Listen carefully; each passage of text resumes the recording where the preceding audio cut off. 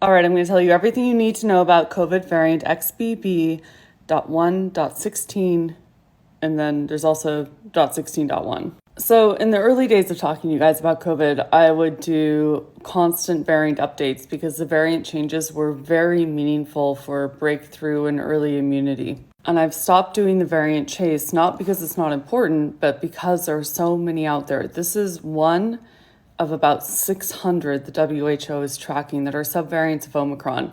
And yes, we're still seeing Delta out there. Yes, we're still seeing occasional cases of like Lambda out there. All right, but why am I coming out of variant chasing retirement to talk about XBB.1.16? Obviously, it's a subvariant of XBB. We currently have XBB.1.5 dominant in the United States. XBB.1.16 seems to be driving the case increase that we are seeing in India right now. About this time last month, they had a couple hundred cases a day at most reported. They're up to 3,000 a day now. And that 3,000 plus number really just happened over the last 4 or 5 days. About half of the samples collected are XBB.1.16. This late in a pandemic where people's immune systems have either encountered the virus and or they've already gotten a vaccine, multiple vaccines, to have a virus have a 64% growth advantage in a virus experienced population means that there's something new going on with this one. So XBB.1.16 has 3 new mutations in the spike protein. One of them is certainly of concern. So here are the mutations. And this K478R is right there in the receptor binding domain, and it is known to decrease antibody binding, so antibody neutralization may be reduced, increase transmissibility, and pathogenicity of SARS-CoV-2.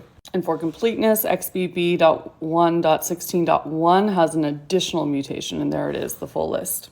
Another reason this has been added to the WHO's list of viruses under monitoring, VUMs, there are 6 in total, here they are, is that the rest of the world is currently seeing a decrease in the number of COVID infections and hospitalizations. We certainly still have people dying every day here in the US from COVID, so getting your booster and masking up is really still a good idea. But where the rest of the world is decreasing in cases, wherever this variant is predominant, we are seeing an increase in cases, and it's rapid. It's currently found in 21 countries, including the US. Let me show you the states it's being found in.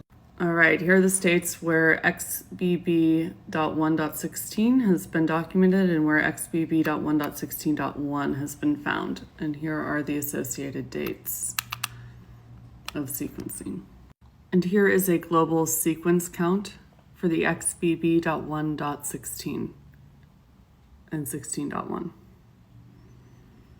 The source on that is the GSED database, which is a global repository of virus sequences, SARS-CoV-2, influenza, etc., and it's how viruses are often tracked.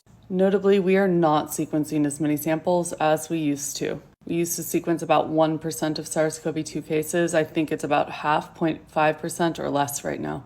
So it's important to remember that any GSED data that I'm showing you here is a very small subsample of what's actually out there.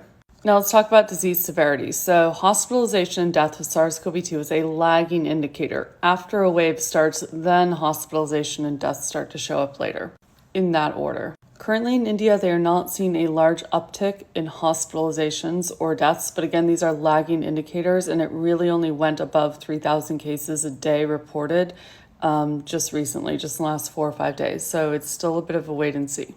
That said, most of us have now experienced immune systems, be it through vaccination, vaccination plus exposure and infection, and or just infection. Therefore, your T cells, this virus has not managed to mutate around those, will still be responsive. So you may have breakthrough from whatever prior immunity you have with antibodies circulating in your system that wanes, whether or not you're exposed to the virus or you get a vaccine that will wane over time.